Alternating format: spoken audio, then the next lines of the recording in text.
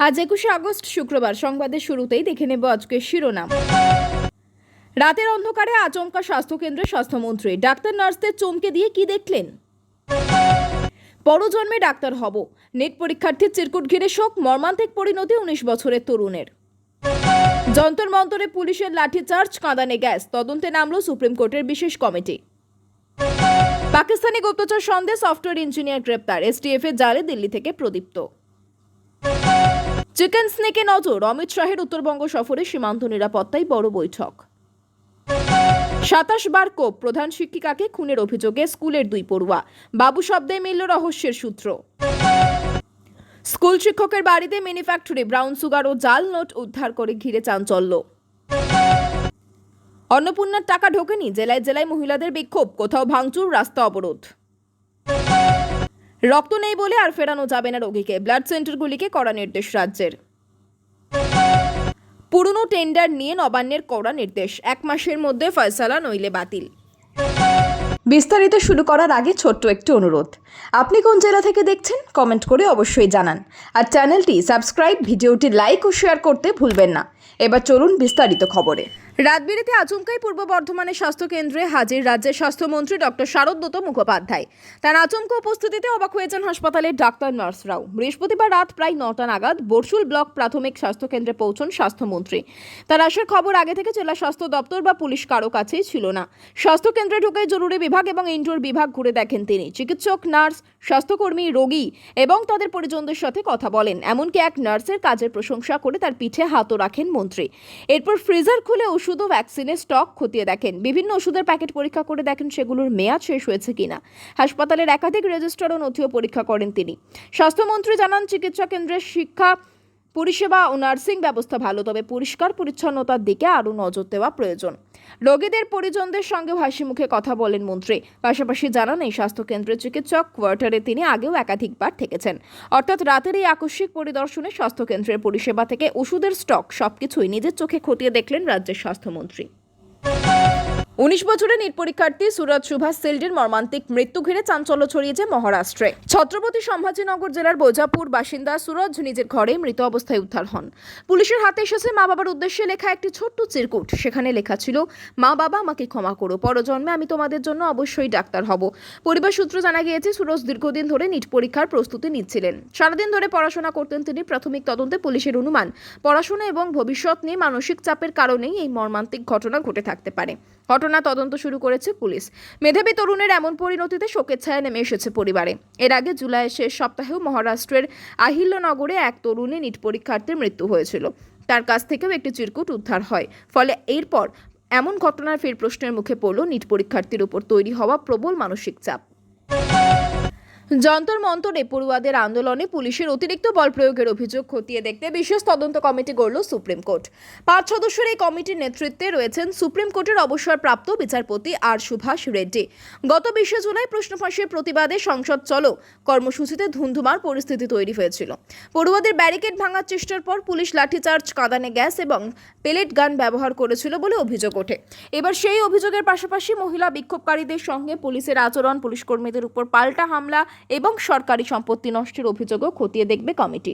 CCTV ও বিভিন্ন video footage পরীক্ষা করে ঘটনা তদন্ত করা হবে। আহত আন্দোলনকারীদের চিকিৎসা এবং ক্ষতিপূরণের বিষয়টিও বিবেচনা করবে এই কমিটি। যদিও দিল্লি পুলিশ অতিরিক্ত বল প্রয়োগের অভিযোগ অস্বীকার করেছে, তবে পুলিশ আইনসম্মত আনুপাতিকভাবে বল প্রয়োগ করেছিল কিনা সেটাই বিশেষ গুরুত্ব দিয়ে খতিয়ে দেখবে সুপ্রিম কোর্টের গড়ে দেওয়া এই তদন্ত কমিটি। পাকিস্তানি গুপ্তচর সন্দেহে দিল্লি থেকে এক সফটওয়্যার ইঞ্জিনিয়ারকে গ্রেপ্তার করল পশ্চিমবঙ্গ পুলিশের এসটিএফ। বুধবার রাজধানী থেকে প্রদীপ্ত বসুকে গ্রেপ্তার করে বৃহস্পতিবার কোচবিহারে নিয়ে আসা হয়। আদালত তাকে 8 দিনের এসটিএফ হেফাজতের নির্দেশ দিয়েছে। শিলিগুড়ির বাসিন্দা প্রদীপ্ত পেশায় সফটওয়্যার ইঞ্জিনিয়ার টেকনিশিয়ান। তদন্তকারীদের দাবি, বিদেশি মুদ্রা লেনদেন, হাওয়ালা এবং জাল নোট পাচারের ক্ষেত্রে তার যোগ রয়েছে। এমনকি ভারতীয় সিম কার্ড বাংলাদেশে পাকিস্তানে পাঠানোর অভিযোগও উঠেছে তার বিরুদ্ধে। গত 15ই আগস্ট কোচবিহারের সাহেবগঞ্জ থেকে পাকচর সন্দেহে 3 জনকে গ্রেপ্তার করেছিল এসটিএফ। তাদের জিজ্ঞাসাবাদ করে দিল্লির প্রদীপ্তের হদিশ মেলে বলে তদন্তকারীদের দাবি। এর আগে উত্তর 24 পরগনার হাবড়া থেকে পাকিস্তানি নাগরিক রানা রউফকে গ্রেপ্তার করা হয়েছিল। তদন্তকারীদের অনুমান গোটা চক্রের সঙ্গে পাকিস্তানি গুপ্তচর সংস্থা আইএসআই এর যোগাযোগ থাকতে পারে। এখন প্রদীপ্তের ভূমিকা এবং এই চক্রের সঙ্গে তার ঠিক কী ধরনের যোগাযোগ ছিল তা খতিয়ে দেখছে এসটিএফ। তদন্তকারীরা ধৃতদের জিজ্ঞাসাবাদ করে গোটা চক্রের শিকড়ে পৌঁছতে চাইছেন। দুদিনের সফরে উত্তরবঙ্গের কেন্দ্রীয় স্বরাষ্ট্রমন্ত্রী অমিত শাহ বৃহস্পতিবার রাতে শিলিগুড়িতে পৌঁছন তিনি। বাগডোগরা বিমানবন্দরে তাকে স্বাগত জানান রাজ্যের মুখ্যমন্ত্রী শুভেন্দু অধিকারী। উপস্থিত ছিলেন রাজ্যের একাধিক মন্ত্রী এবং দার্জিলিংয়ের সাংসদ রাজু বিস্তা। শাহের এই সফরে সবচেয়ে বেশি নজর থাকছে শিলিগুড়ি করিডোর বা চিকেন স্নেকের নিরাপত্তায়। শুক্রবার সকালে শুকনার এসবি শিবিরে যাবেন তিনি। সেখানে শিলিগুড়ি করিডোরের নিরাপত্তা নিয়ে দুটি গুরুত্বপূর্ণ বৈঠক হওয়ার কথা। বৈঠকে বিএসএফ কর্তাদেরও থাকার সম্ভাবনা রয়েছে। এরপর শিলিগুড়ির কাওয়াখালী ময়দানে ভারতীয় ন্যায় সংহিতা বা বিএনএস এর প্রদর্শনীর উদ্বোধন করবেন কেন্দ্রীয় স্বরাষ্ট্রমন্ত্রী। তার সঙ্গে থাকবেন মুখ্যমন্ত্রী শুভেন্দু অধিকারী সহ রাজ্যের মন্ত্রীরা। শুক্রবার বিকেলে দলীয় নেতা কর্মীদের সঙ্গে বৈঠক করার কথা রয়েছে শাহের। আর শনিবার পাহাড়ের বিভিন্ন সমস্যা নিয়ে পরপর দুটি বৈঠকে বসবেন তিনি। সীমান্ত নিরাপত্তা থেকে পাহাড়ের সমস্যা, অমিত শাহের দুদিনের উত্তরবঙ্গ সফরে একাধিক গুরুত্বপূর্ণ বিষয়ে নজর থাকছে।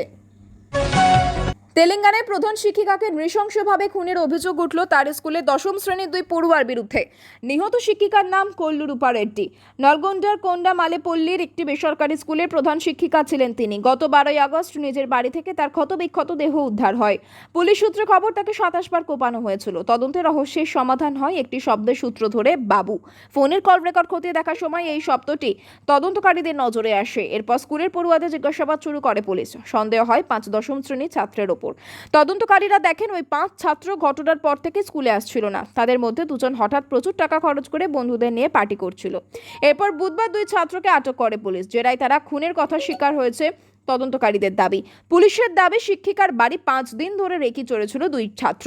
ঘটনার দিনে মুখ ঢেকে এবং দস্তানা পরে বাড়িতে ঢোকে তারা। 2.5 লক্ষ টাকা চুরি করে পালানোর সময় মুখের ঢাকা সরে যায় এক ছাত্রের। শিক্ষিকা তাকে চিনে ফেলেছেন বুঝতে পেরে তাকে ছুরি দিয়ে হামলা করা হয়। এরপর টাকা নিয়ে গোয়ায় পালিয়ে যায় অভিযুক্তরা। তাদের কাছ থেকে 1.5 লক্ষ টাকা নগদ, একটি আইফোন এবং শিক্ষিকার মোবাইল ফোন উদ্ধার করেছে পুলিশ। শিক্ষিকার বকাঝকার জেরেই এই খুনের পরিকল্পনা করা হয়েছিল কিনা তা খতিয়ে দেখছে তদন্তকারীরা। ভারত ভুটান সীমান্তের নাগরাকাটায় চাঞ্চল্যকর ঘটনা। সরকারি স্কুলের এক ভূগোল শিক্ষকের ভাড়া বাড়ি থেকে উদ্ধার হলো ব্রাউন সুগার তৈরির ম্যানুফ্যাক্টরি এবং লক্ষ লক্ষ টাকার জাল নোট। মাদক কারবারের অভিযোগে গ্রেপ্তার করা হয়েছে শিক্ষক রঞ্জিত কুমার সিকদার এবং ধীরাজ মাহাতো নামে আরও এক ব্যক্তিকে। বুধবার রাতে ওই শিক্ষকের বাড়িতে অভিযান চালায় জলপাইগুড়ি জেলা পুলিশ। প্রায় 3 ঘন্টা ধরে চলে তল্লাশি। অভিযানে এসবির ডগ স্কোয়াডও শামিল হয়। পুলিশের দাবি ওই বাড়িতেই ব্রাউন সুগার তৈরি হয়, প্যাকেটজাত করা হয়। এতে পরে তা বাজারে সরবরাহ করা হতো। পাশাপাশি বিপুল পরিমাণ জাল নোটও উদ্ধার হয়েছে বলে জানা গিয়েছে। ধৃত শিক্ষক রঞ্জিতের বাড়ি মালদার বামনগোলায়। তদন্তকারীদের দাবি এর আগেও প্রায় 4 বছর আগে একটা মাদক মামলায় তাকে গ্রেপ্তার করা হয়েছিল। পরে তিনি ফের স্কুলের কাজে যোগ দেন। নাগরাকাটার একটি সরকারি স্কুলে ভূগোল পড়াতেন রঞ্জিত। গত বছর তার বিরুদ্ধে এক ছাত্রীর সঙ্গে অভব্য আচরণের অভিযোগও উঠেছিল। সেই ঘটনার পর তাকে অন্য স্কুলে বদলি করা হয়। এখন মাদক এবং জাল নোটের কারবারের অভিযোগে ফের গ্রেপ্তার হলেন ওই শিক্ষক। পুরো চক্রের সঙ্গে আর কারা জড়িত তা খতিয়ে দেখছে পুলিশ ও এসএসবি।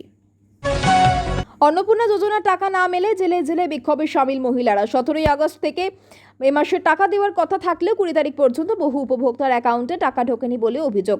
কোচবিহার, বালুরঘাট, কাটুয়া, বোলপুর, মধ্যমগ্রাম এবং অশোকনগর সহ একাধিক জায়গায় বিক্ষোভ হয়। কোচবিহারে নারী ও শিশু কল্যাণ দপ্তরে প্রতিমন্ত্রীর বাড়ির সামনে বিক্ষোভ দেখানোর অভিযোগ উঠেছে। বালুরঘাটে পরিস্থিতি আরও উত্তপ্ত হয়ে ওঠে। এসডিও অফিসের সামনে বিক্ষোভের পাশাপাশি ভাঙচুর এবং ইট ছোড়ার অভিযোগ ওঠে। পরে ডিএম অফিসের সামনেও বিক্ষোভ দেখিয়ে রাস্তা অবরোধ করেন মহিলারা। বিক্ষোভকারীদের অভিযোগ, কেউ 3 মাস ধরে টাকা পাচ্ছেন না, আবার যোগ্য হওয়া সত্ত্বেও তাদের আবেদন বাতিল করা হয়েছে বলে অভিযোগ। মধ্যমগ্রামে অন্নপূর্ণা যোজনার উপভোক্তাদের বিক্ষোভে সোদপুর রোডে যান চলাচলও ব্যাহত হয়। প্রায় 20 থেকে 25 মিনিট ধরে চলে অবরোধ।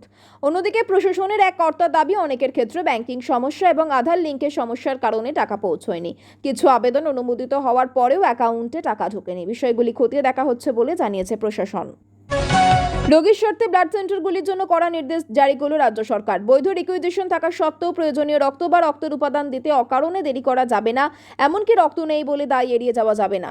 স্বাস্থ্য পরিবার কল্যাণ দপ্তরের বিজ্ঞপ্তি অনুযায়ী কোনো ব্লাড সেন্টারে প্রয়োজনীয় রক্ত না থাকলে নিকটবর্তী অন্য ব্লাড সেন্টারের সঙ্গে যোগাযোগ করে রক্ত জোগাড়ের সব রকম চেষ্টা করতে হবে। প্রয়োজনে আরএফআইডি সফটওয়্যারের সাহায্য নেওয়ার নির্দেশ দেওয়া হয়েছে। রোগীবার তার পরিজনকে অকারণে অন্য ব্লাড সেন্টারে পাঠানো যাবে না।